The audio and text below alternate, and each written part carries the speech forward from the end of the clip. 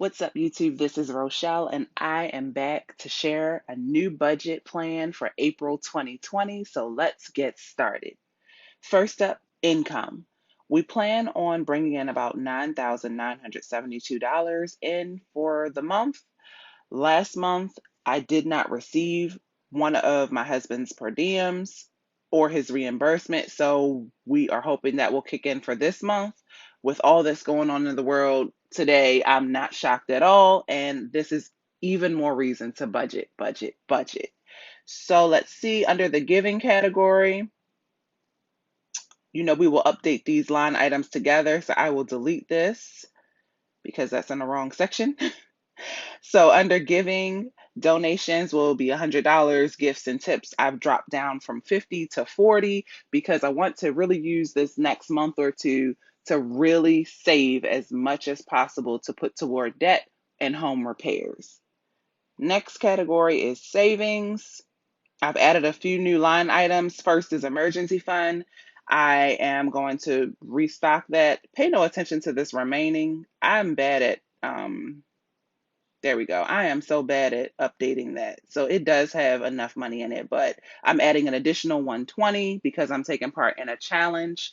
I will insert a picture at the end of this video to show what I mean. Savings, a regular savings account. This originally was the savings account I was putting 100 a month in, actually 100 every 2 weeks into to go to Baltimore, but that trip has been canceled, obviously, again. So I am still going to continue to save that money because we do have to go back at some point once everything is calmed down. So next category is miscellaneous, $40.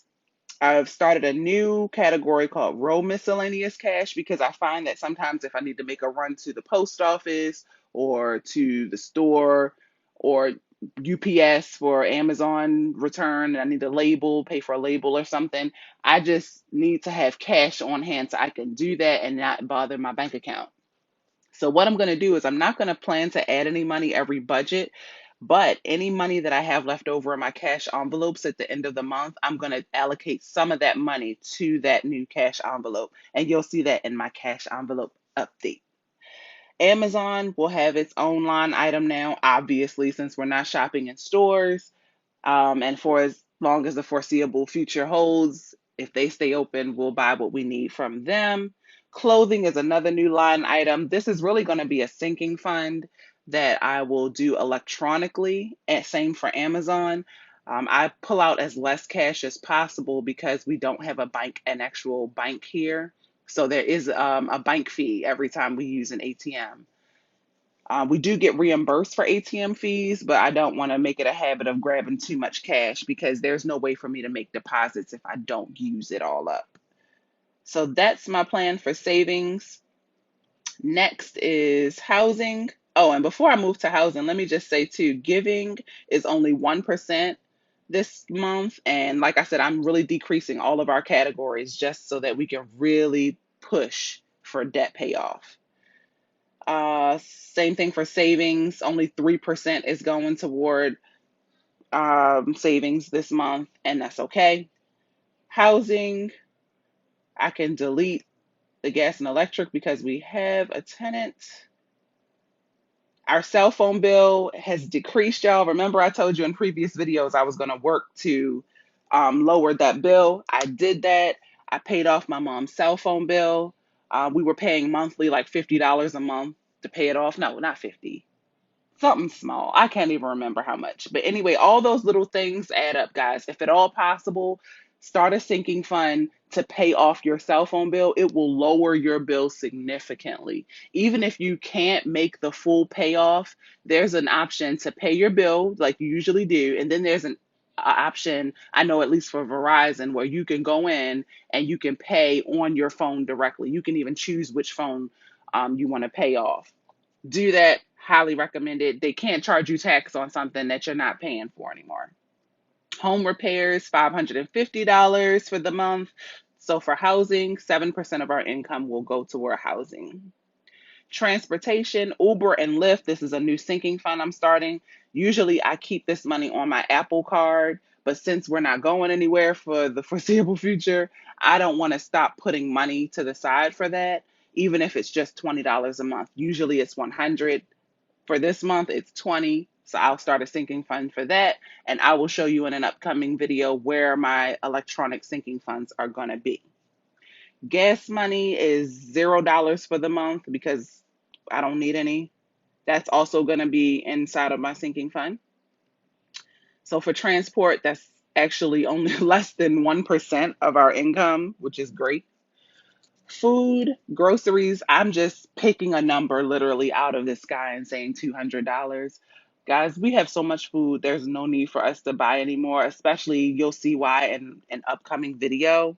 But for now, I just want to put 200 to the side and let it build up. You never know, we might need it. Food category is only 2% of our income. I think that's a first for this channel. Now, lifestyle. Remember in some of my previous videos, I said I wanted to dial back in this category, and I felt like we were spending too much money.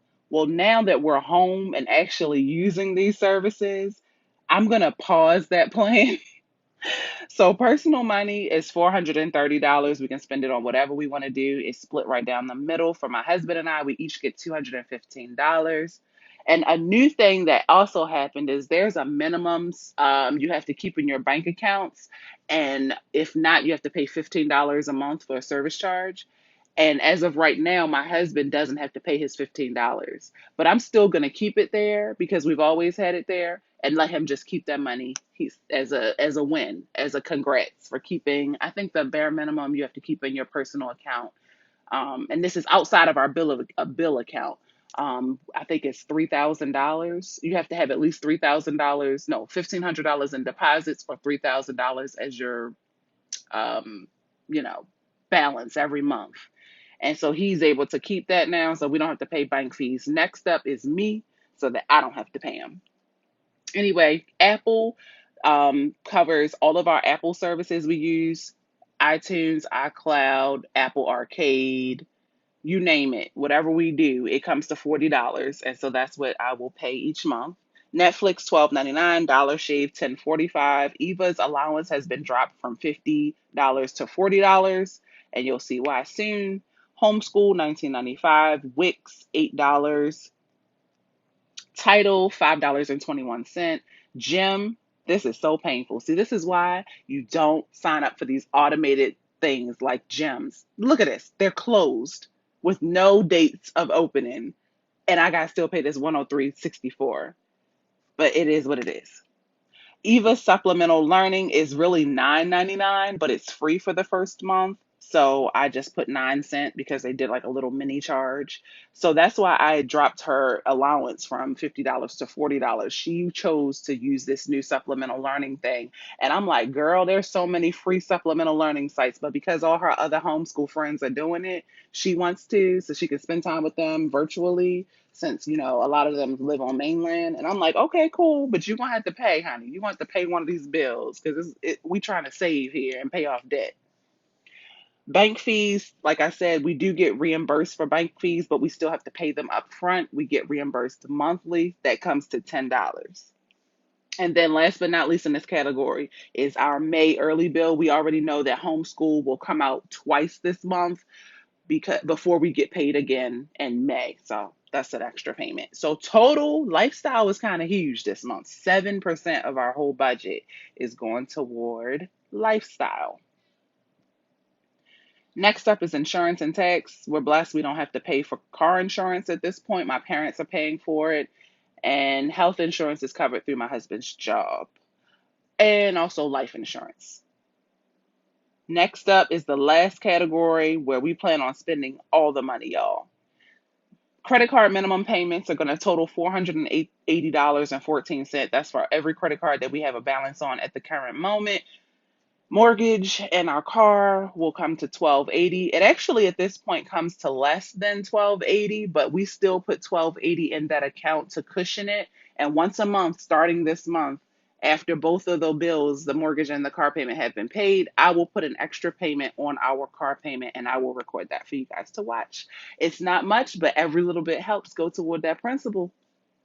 IRS $200. We have a plan for that also because right now I think our balance, I can't remember how much we have left to pay. This is back taxes we're paying on for our new followers, our new subscribers. Welcome to our new subscribers. Thank you for liking, sharing, and subscribing. I truly appreciate. I think we gained 6 new subscribers this week alone.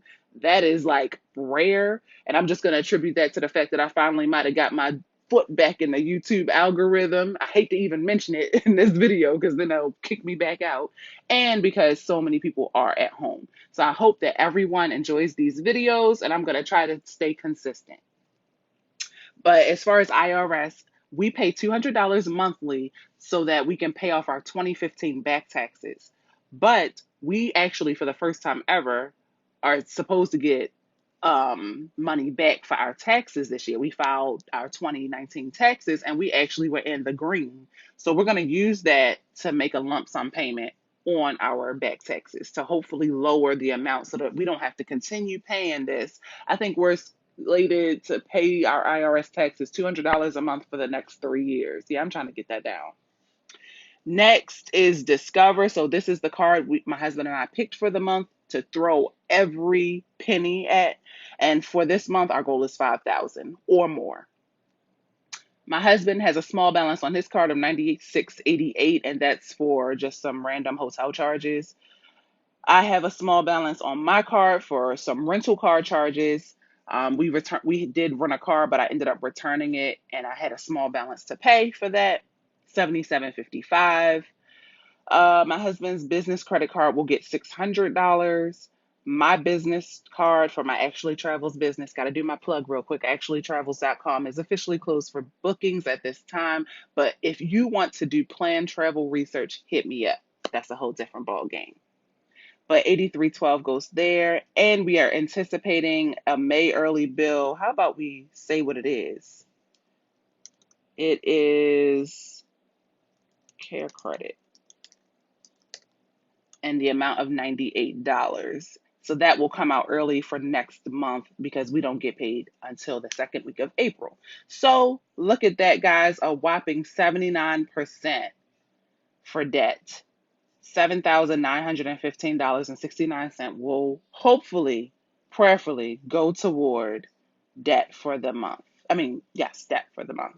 So that is my April 2020 budget. I just have to remember to record a video to show you guys my electronic sinking funds. I need to write that down.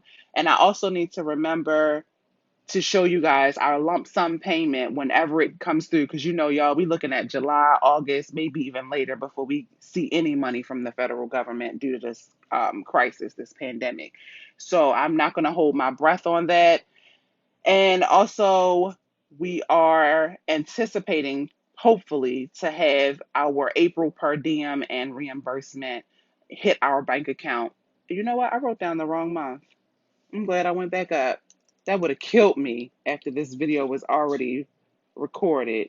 This is for March, so maybe that'll make a little more sense as to what I mean. So my husband, he gets paid every 2 weeks, and then additionally, we receive a living stipend or per diem, which is to help with cost of living. And we usually get that bi-weekly. We did not get it last pay. We got it for the first pay of March, but not for the second pay.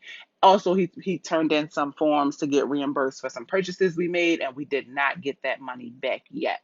So a few things we're sitting and waiting. Also in limbo are some travel arrangements that I still am waiting to hear back if we will get 100% of our money back.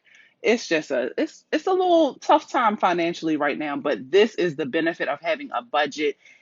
All our bare minimums are covered. We have food, we have shelter, we have gas. Nothing else matters. We are able to make our minimum payments on our debt. So this is the part in life where you need to have that savings account. You need to really dial back and make sure that things are covered, because things that you're used to having might not happen. The payment that we're expecting and that he's supposed to have, he worked his hours, he deserves that money, but guess what? We didn't get it yet. So we're going to live off of our funds and live very frugally for the next 2 to 3 months so that we can really continue to have our plan of being debt-free come to fruition. At the same time, we are putting money to the side for home repairs so that we can still achieve our goal of coming home to a renovated home in case we do have to leave. At this point, we are slated to stay for at least another year in Hawaii, and we're thankful for that. We are enjoying the great weather, even if it's just through the window. So that's it for me, guys. I hope you guys' budget is going well. Please share in the comments if you have any questions, comments, and I will see you in the next video. Peace, love, and budgets.